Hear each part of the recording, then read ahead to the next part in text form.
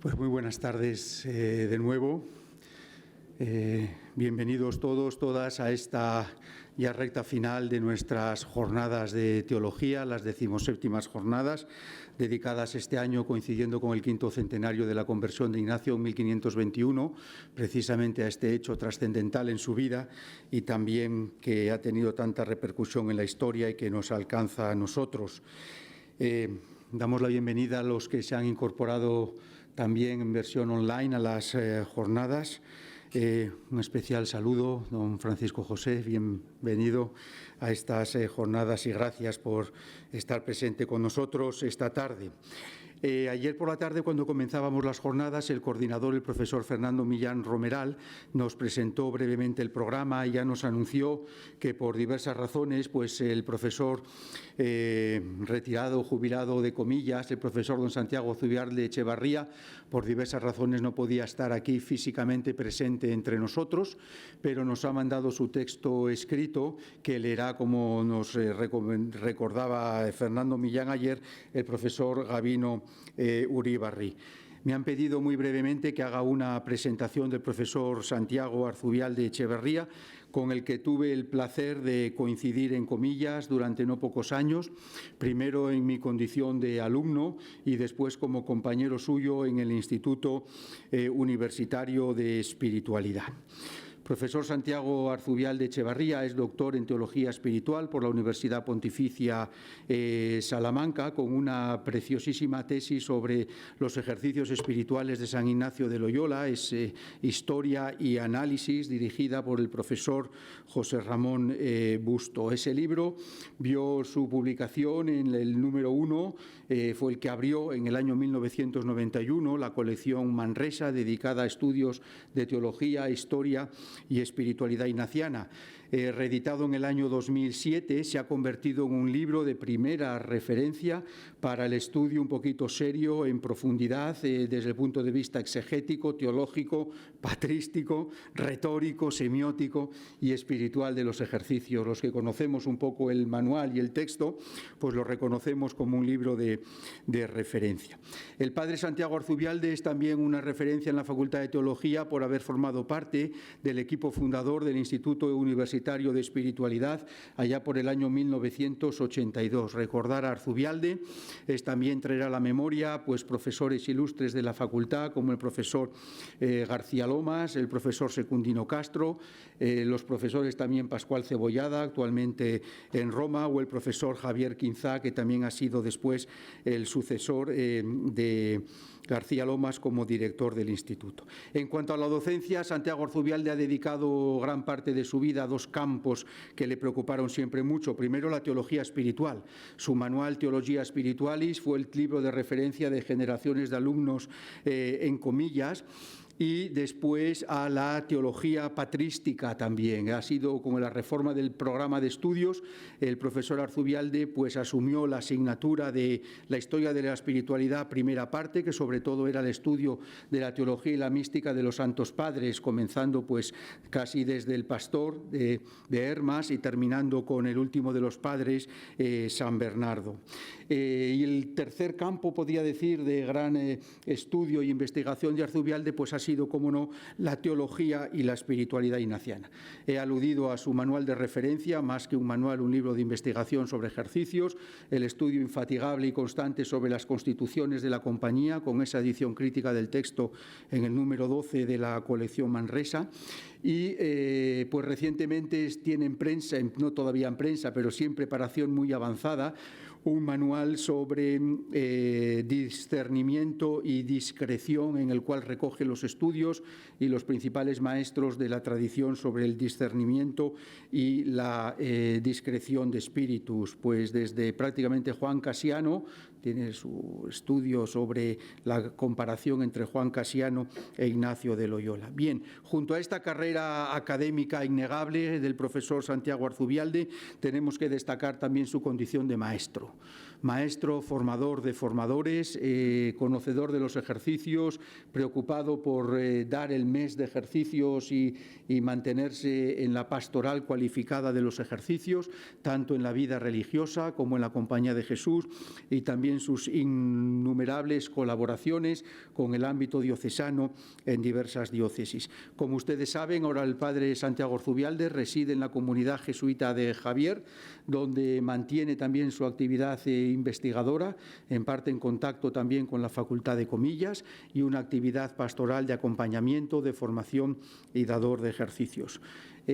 Para mí, como supongo para muchos aquí presentes, pues es también una suerte y un honor poder contar con Santiago Arzubialde en estas jornadas, y le paso más que nunca, como diría el poeta, la voz y la palabra al profesor Gabino Uribarri para que nos transmita el texto y el mensaje de Arzubialde para todos nosotros esta tarde.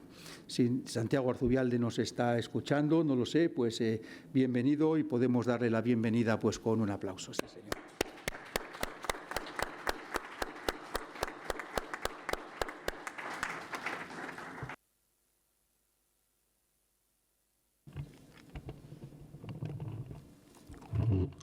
Pues muy buenas tardes a todos, a los que están aquí presentes y a quienes están conectados por el Collaborate, y también a quienes vayan a ver el vídeo más adelante.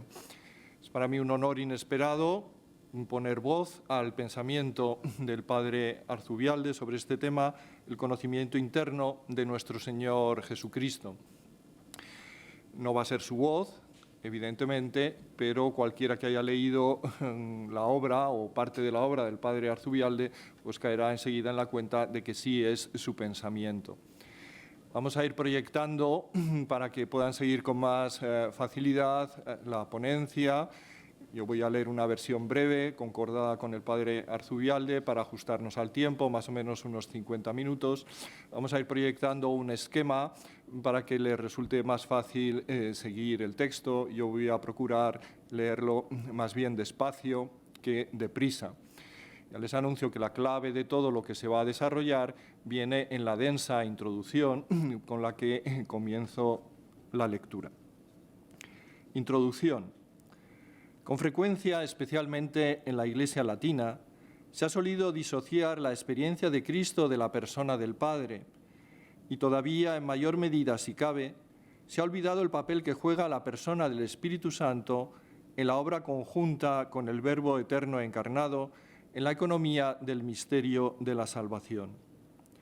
Por este motivo, tal vez sea esta una de las cuestiones pendientes que la teología espiritual debe revisar en la actualidad, junto con la reconducción de la espiritualidad a su cauce original, la exégesis y la dogmática.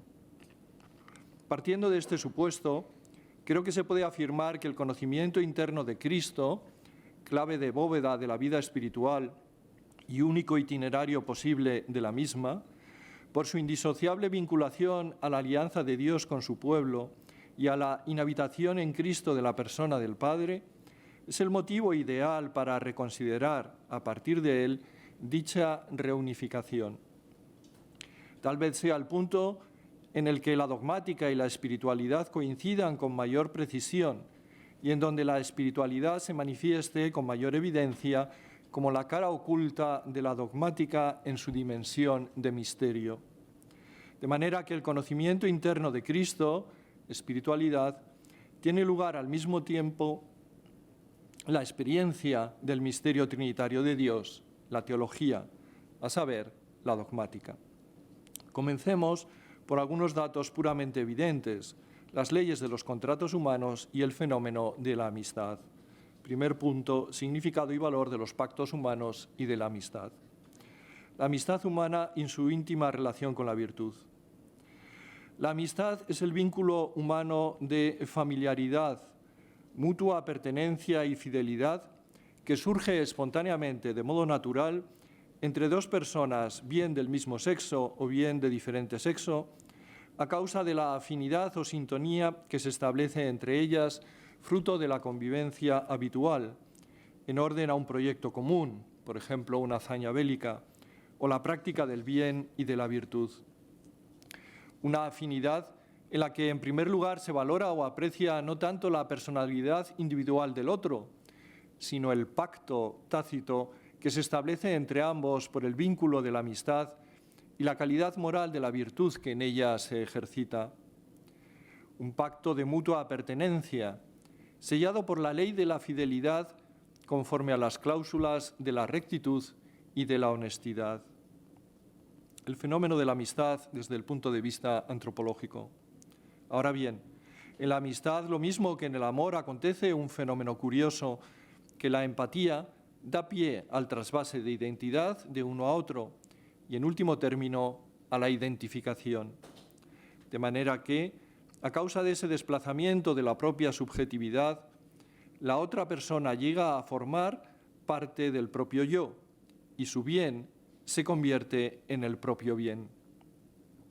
Este estar uno fuera de sí y formar parte el otro del propio yo se convierte en el fundamento de la mutua pertenencia, que da origen al pacto implícito de mucha fidelidad, el cual queda sellado por la ley de la alianza interpersonal. ¿Cómo comprobar su credibilidad? Es cierto que ni todos los pactos son auténticos, ni todas las amistades son buenas.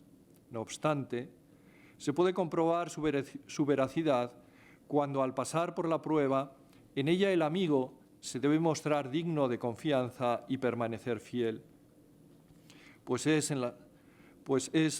en las pruebas es precisamente cuando el amigo debe poner en evidencia si de hecho es tal, y el socio del pacto si es auténticamente honesto y leal. Las pruebas son, por consiguiente, el test de su fiabilidad. Escribe Cicerón: amicus certus in re incerta cernitur. En los malos trances es cuando se constata quién es el verdadero amigo y quién, por el contrario, te vuelve la espalda. Luego de las tres características anteriormente citadas, familiaridad, mutua pertenencia y fidelidad, esta última sería el rasgo estrictamente definidor de su autenticidad, mientras que su relación con el bien y la virtud habrá de ser el criterio definidor de su valía o bondad. Segundo epígrafe: la elevación de la amistad al plano superior de la relación con Dios. Por sus rasgos específicos, desinterés, espontaneidad e intrínseca vinculación con la virtud, tal vez la amistad sea el más noble y genérico de todos los vínculos humanos. De ahí que quizá también fuera el más apto para convertirse en el sustrato firme y estable de la alianza sinaítica de comunión de Dios con su pueblo, y para ser elevado posteriormente por el Espíritu Santo al plano superior de la relación personal con Jesucristo, fundamento de la alianza de comunión del ser humano con la divinidad. La esencia tanto de la antigua como de la nueva alianza consiste en: yo, Yahvé, seré su Dios y ellos serán mi pueblo.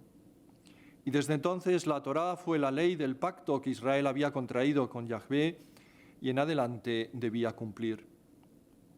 Desde el punto de vista del Antiguo Testamento debemos añadir que el término hebreo berit, alianza, indica la comunidad de vida y de amor que implica la relación mutua basada en la manifestación y el reconocimiento del señorío de la majestad divina.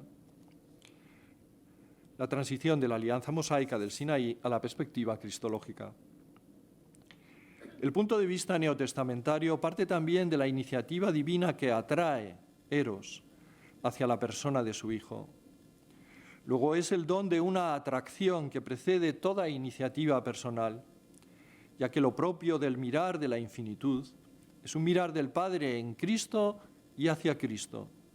Por tanto, la iniciativa de la mirada paterna, su designio, remite ahora a la asimilación de la economía del Verbo encarnado, que es el proyecto salvífico a realizar en común, de acuerdo con la ley, que basándose en la alianza sinaítica lleva a esta ahora a su plenitud. De ahí la función capital de la humanidad, que la humanidad de Jesucristo desempeña en el acceso del ser humano al misterio de Dios y a la nueva alianza anunciada por los profetas. Pero es el Espíritu el encargado tanto de la elevación como de la mutua asimilación. De la elevación, porque atrae al ser humano a la relación que el Hijo tiene con el Padre y de éste con aquel en el Espíritu. Pero además, porque es el encargado de la asimilación de la suerte del Hijo, su entrega proexistente, por la cual y en la cual quedan establecidas las cláusulas de la nueva ley del pacto sellado con el sacrificio. Esta es la copa de la nueva alianza en mi sangre. En 1 Corintios y en Lucas las palabras de la cena de Jesús.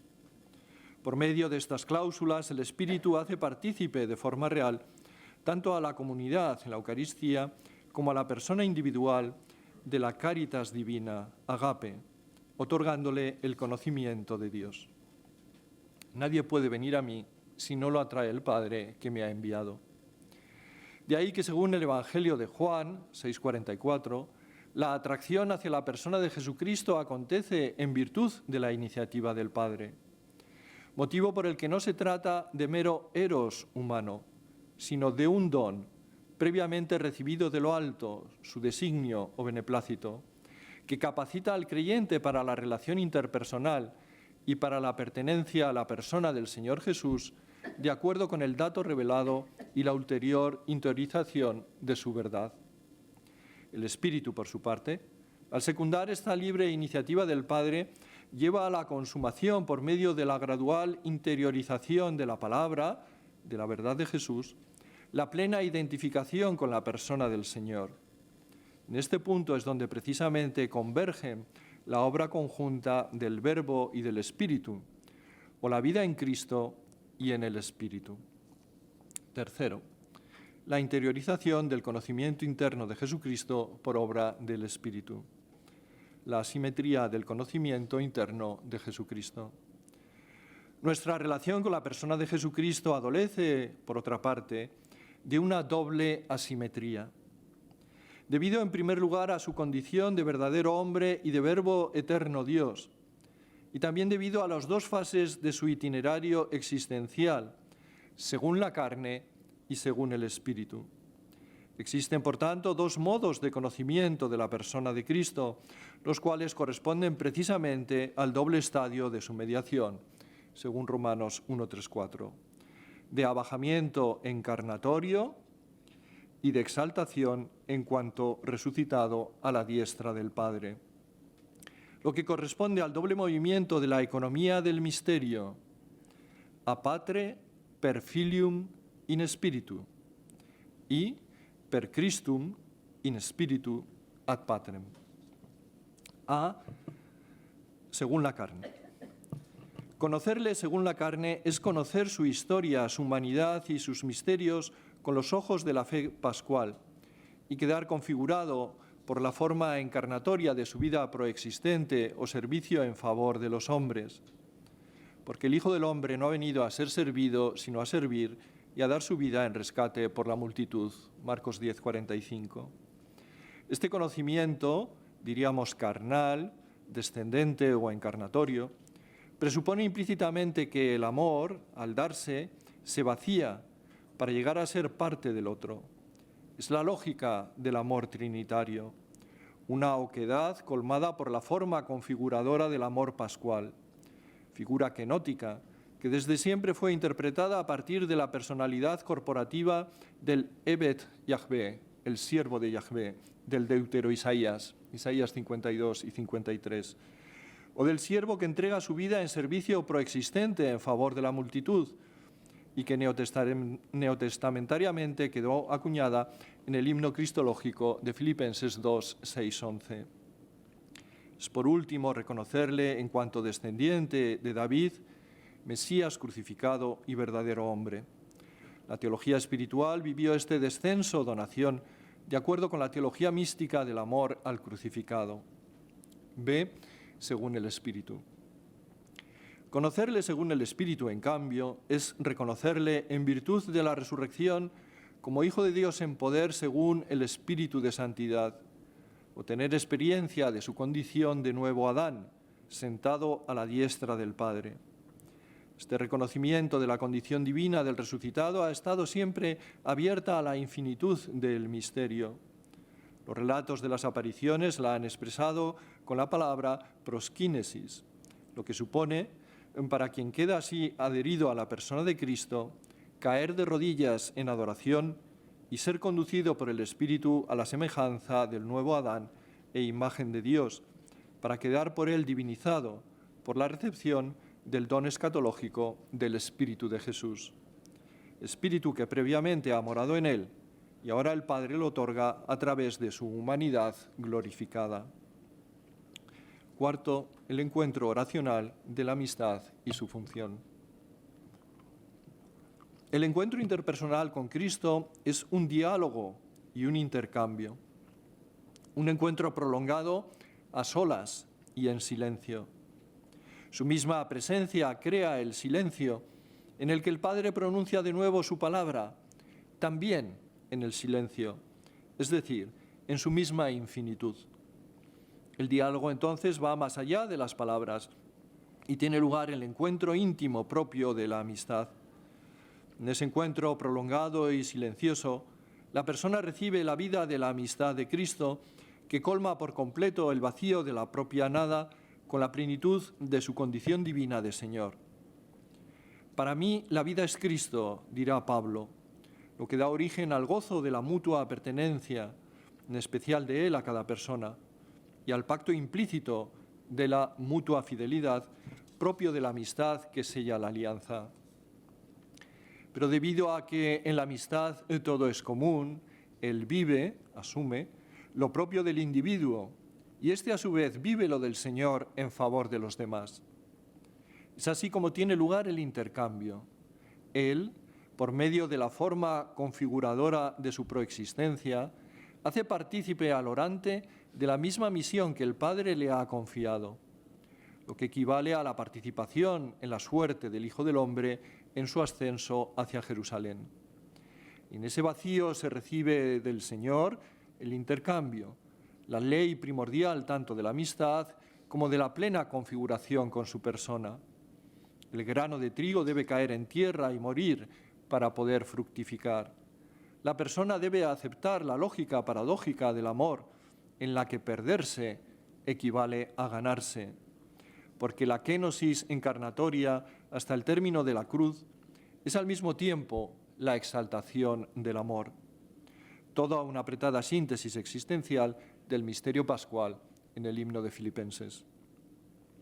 Existe, por consiguiente, una íntima vinculación entre la relación gozosa del diálogo oracional, el intercambio, la participación en la misión y el ejercicio de la virtud.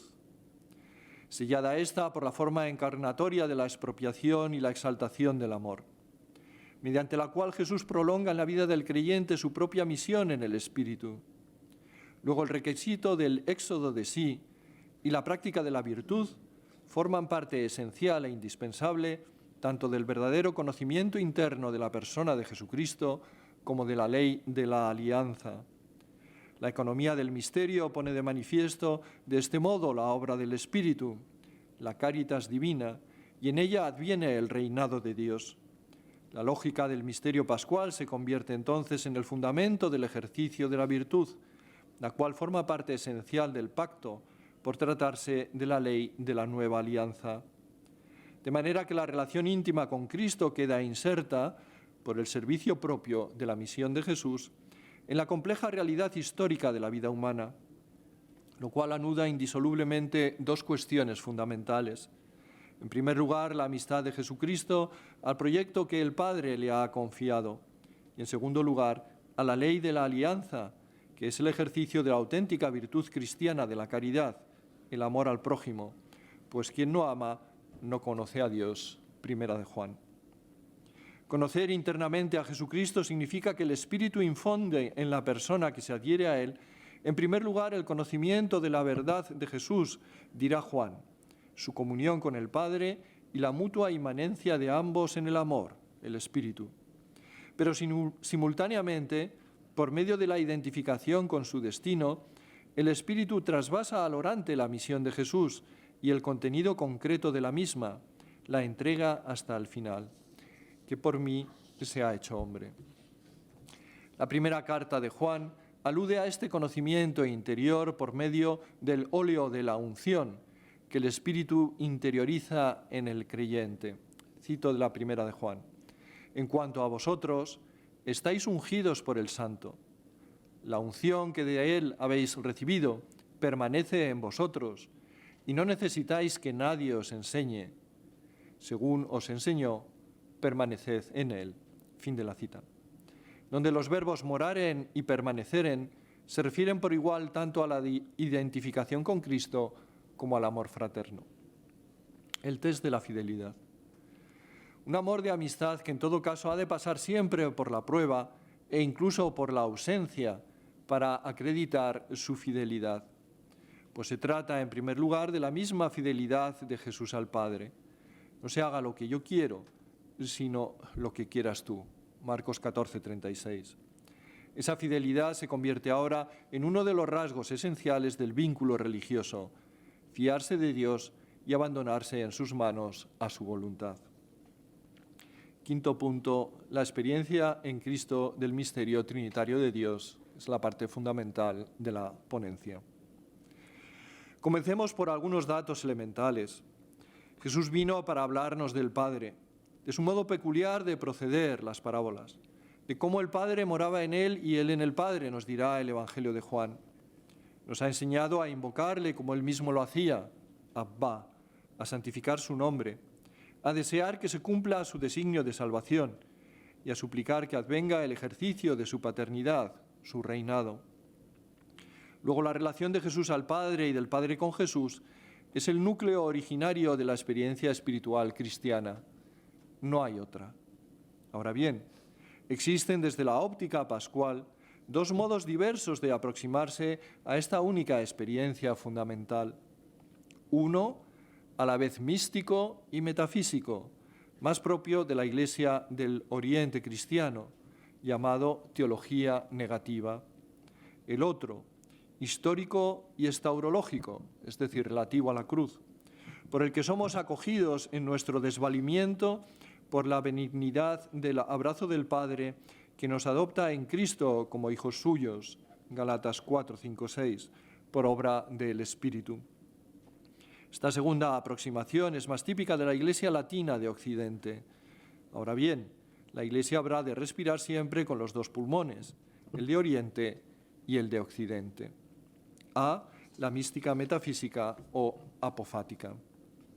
Primero, se funda en la naturaleza propia de la infinitud, la cual está más allá del principio de contradicción.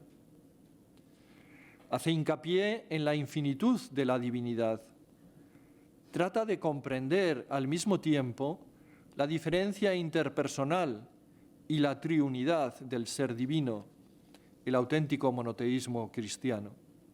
Simultáneamente, considera la distancia que separa al ser humano de la divinidad. Penetra así en la tiniebla luminosa y cegadora del misterio.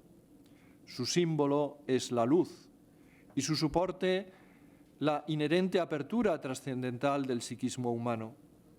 Pero su contenido es la divinidad en sí misma, el ser trinitario de Dios en su absoluta trascendencia y unidad, al que el ser humano únicamente puede acceder a través de la condición divina del resucitado, exaltado a la diestra del Padre.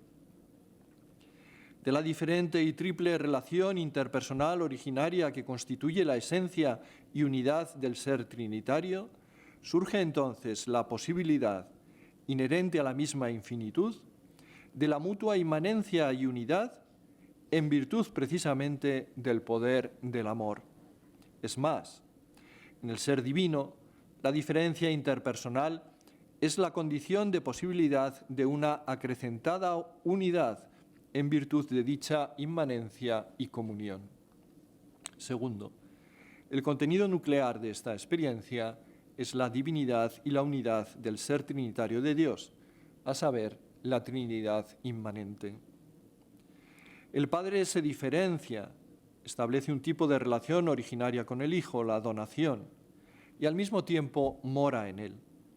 A su vez, el Hijo se diferencia originariamente del Padre por la relación filial, vínculo que brota espontáneo en él como respuesta a la donación paterna original. Respuesta que a su vez constituye al Padre en cuanto Padre. De esta relación paterno-filial se deriva la persona del Espíritu Santo, el cual establece una relación diferenciada tanto con el Padre como con el Hijo, y a su vez es el amor mutuo que vincula a ambos y consolida la unidad. Es la expresión personal de la misma.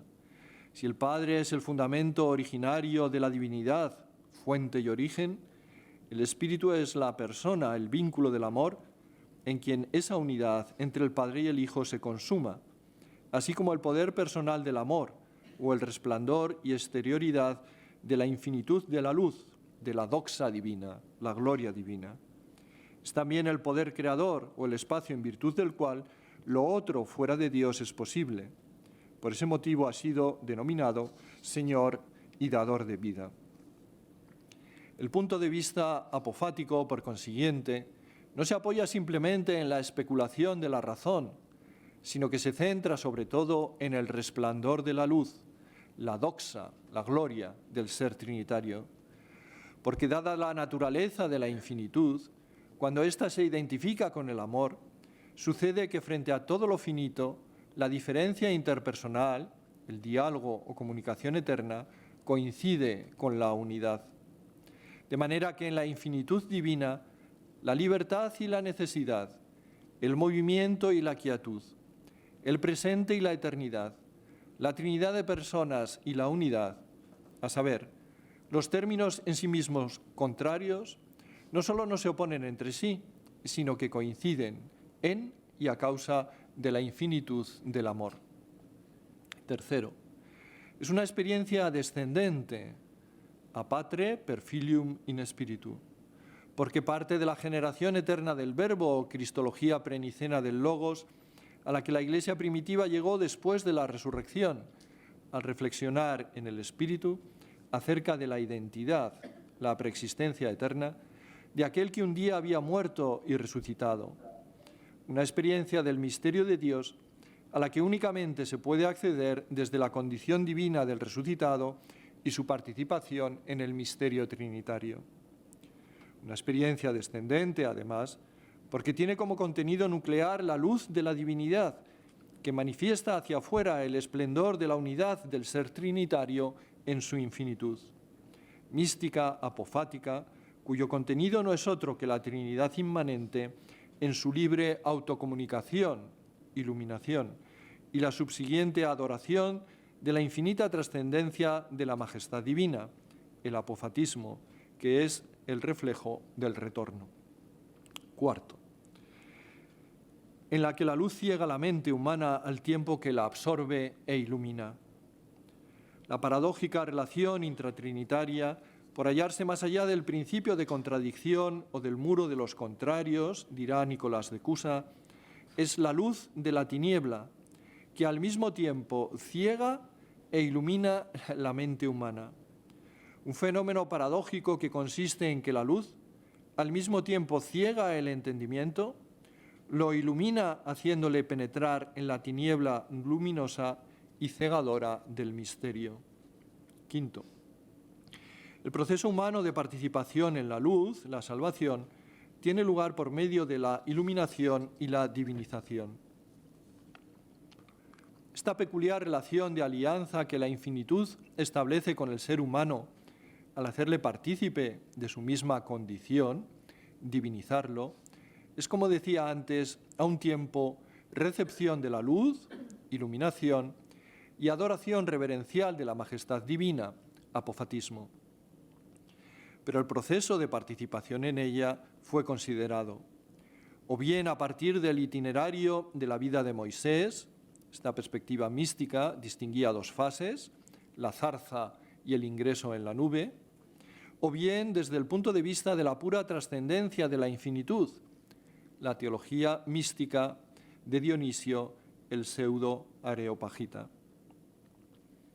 El fenómeno de la divinización consiste en que la luz, al iluminar, absorbe en sí el objeto que ilumina, y en tal absorción crea en la persona a la que ilumina el vínculo peculiar de alianza propio de la misma infinitud, la inmanencia. En ella se comunica la luz. De ahí que la salvación del ser humano, en este caso, revista el triple carácter de iluminación, admirable intercambio y divinización. Iluminación en la que la visión coincide con la ceguera, el ser visto con el ver, el ser conocido con el conocer y la unión con la alteridad. Una relación de alianza, inmanencia y comunión que es al mismo tiempo inmediatez y cercanía, la zarza ardiente, y simultáneamente total alteridad, Trinidad inmanente e inalcanzable, la tiniebla de la nube que cubre la montaña.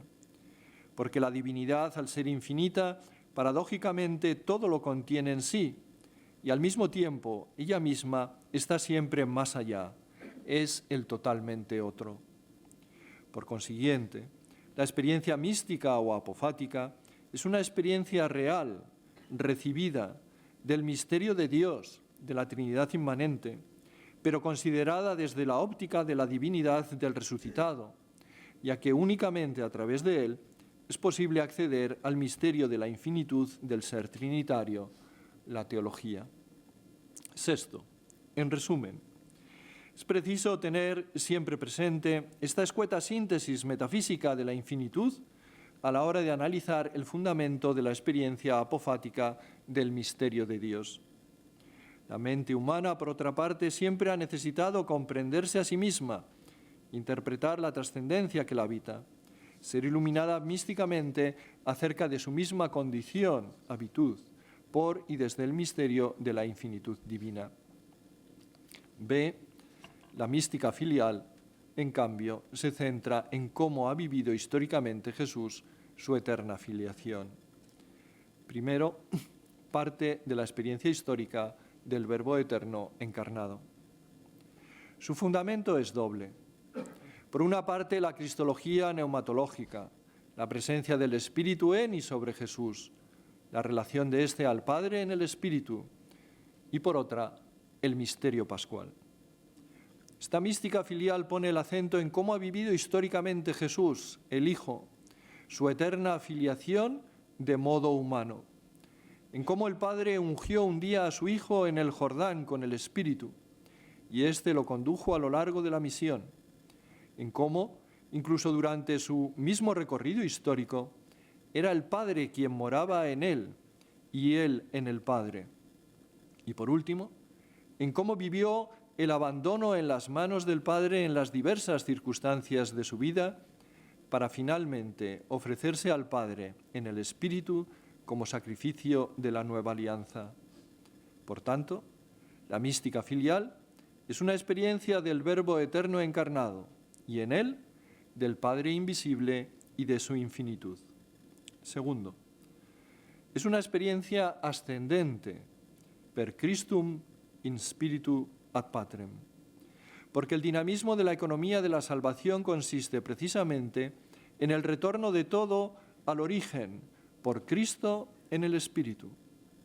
El fundamento teológico de la misma sería la cristología neumatológica ascendente, per Christum in spiritu ad patrem, o la presencia del Espíritu en y sobre Jesús, y la relación histórica de éste al Padre en el Espíritu.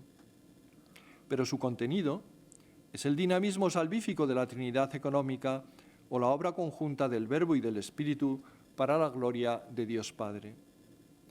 Desde esta perspectiva teológica, el misterio pascual y la teología mística de la cruz se convierten en el quicio de la experiencia y su contenido no es otro que el dinamismo de la Trinidad económica en acción.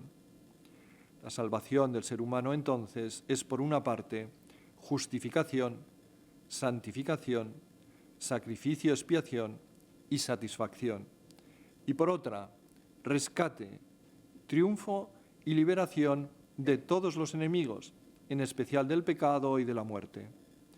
Este ha sido preferentemente el punto de vista de la Iglesia latina. Tercero, por tratarse de una mística filial y de una experiencia histórica de la relación de Jesús al Padre y de la presencia del Padre en él, es el conocimiento del Padre por la manifestación encarnada del Hijo.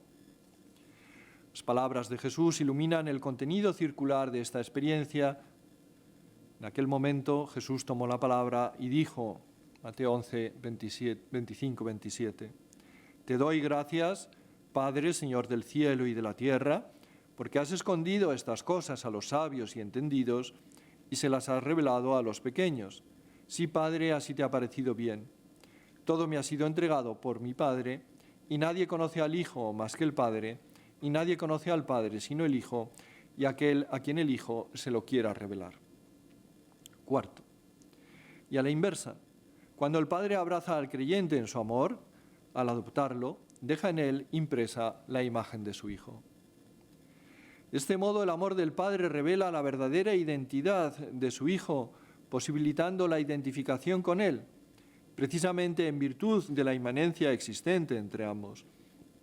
El Padre da a conocer de este modo cuál es la verdadera identidad de su Hijo e imprime en aquel a quien abraza, en todo aquel que le ama limpia y desinteresadamente, la imagen de su Hijo.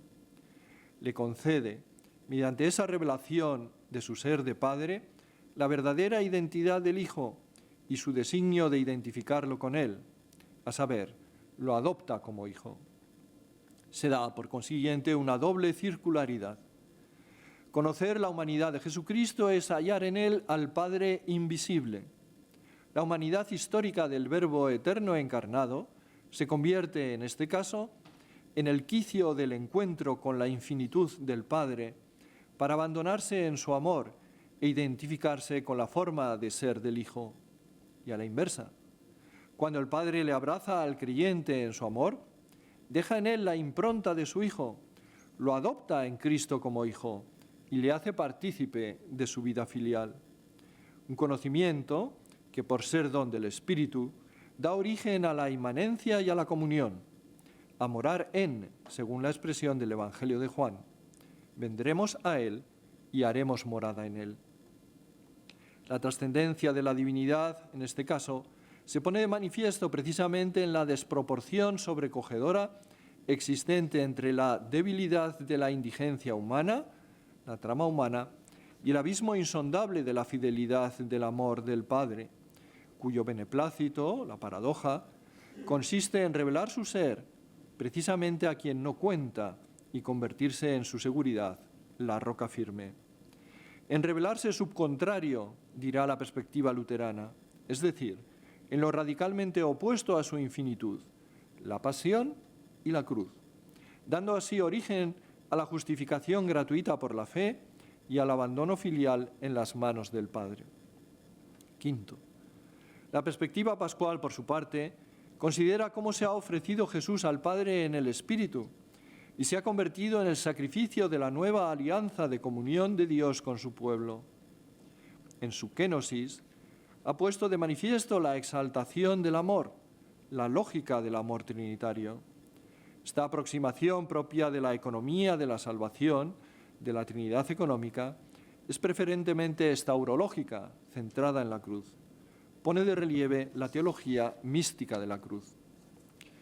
Por ser la obra del Espíritu es un don, un conocimiento que da origen a la inmanencia y a la comunión, a morar en. Luego, en la experiencia histórica de Cristo, la persona es introducida por el Espíritu en la economía trinitaria del misterio de Dios, ya que Jesús es inseparable tanto del Padre como de la actividad del Espíritu y de la comunión que éste establece entre ambos. C. Complementariedad de ambas perspectivas. Si la mística apofática nos hablaba de la infinitud, la aproximación propia de la economía de la salvación es preferentemente filial y estaurológica. Posee un carácter histórico porque parte de abajo arriba, de la humanidad de Jesús y de la indigencia desvalida de la carne humana que el Hijo ha asumido. Pero termina abismándose en la persona del Padre, en la infinitud de su amor y en su santa dilección, nos dirá Juan Casiano. En conclusión, ambas aproximaciones, la metafísica y la histórica, no solo no se oponen entre sí, sino que se complementan. Nos describen el conocimiento interno de Cristo desde ángulos distintos, bien desde la humanidad histórica de Jesús, o bien desde la divinidad del resucitado. La primera, la mística apofática, subraya la infinitud de la trascendencia, mientras que la segunda, la histórica, pone de relieve la dimensión encarnada de Jesús, su humanidad. Pero ambas tratan de describir la función mediadora de la persona del Señor muerto y resucitado y su doble identidad a la vez humana y divina. Sexto, y como conclusión, conocimiento interno, nueva alianza y ley de este nuevo pacto.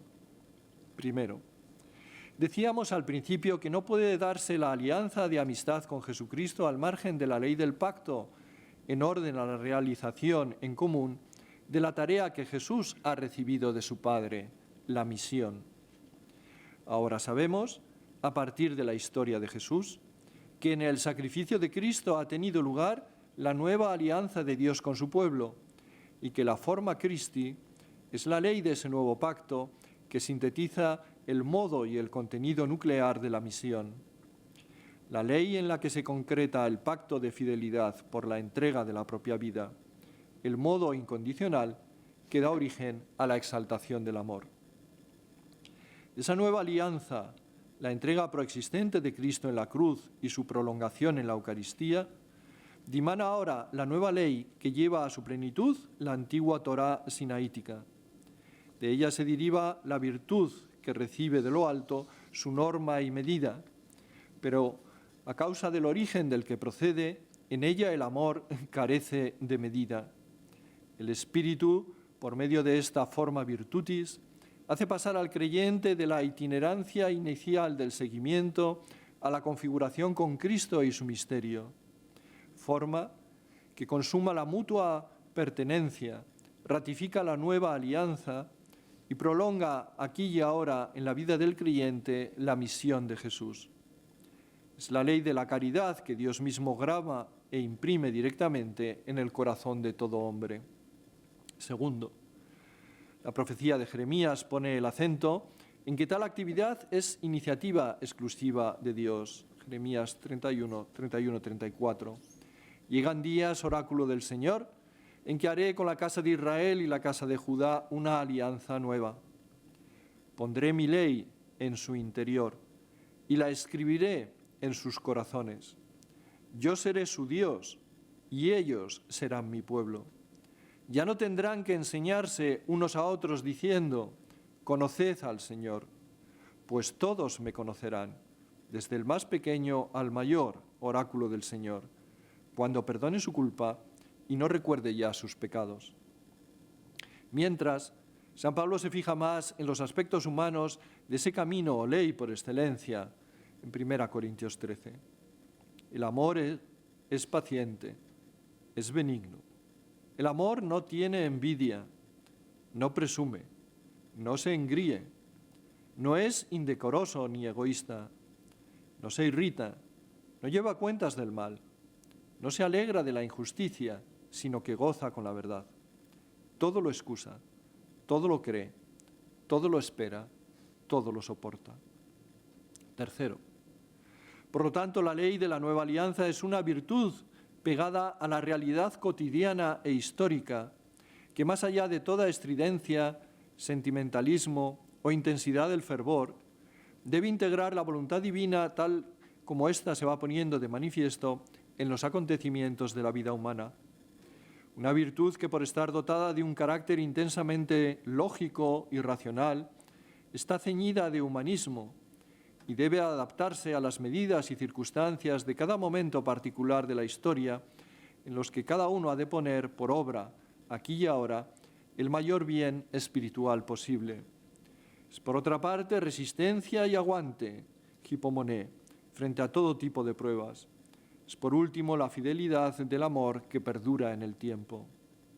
Cuarto, la tradición monacal a esa unidad poliédrica la llamó discrecio, madre de todas las virtudes, Casiano, desde el presupuesto de la virtud aristotélica, síntesis de equilibrio, mesura y razón.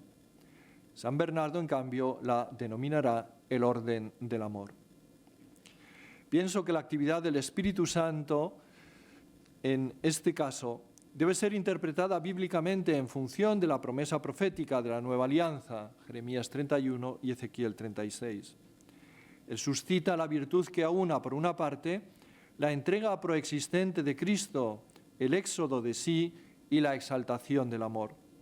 Y por otra, posee un carácter poliédrico, pues nunca aparece aislada, por ser la síntesis de razón, aguante, paciencia, humildad, humanismo, flexibilidad, prudencia, serenidad, madurez, equilibrio y fidelidad. Su horizonte, diría Gregorio de Nisa, es epectático, a saber, no conoce límite alguno. Quinto, esa virtud, la ley del pacto de la alianza, lo abarca todo y sintetiza tanto lo humano como lo divino en la lógica del misterio pascual.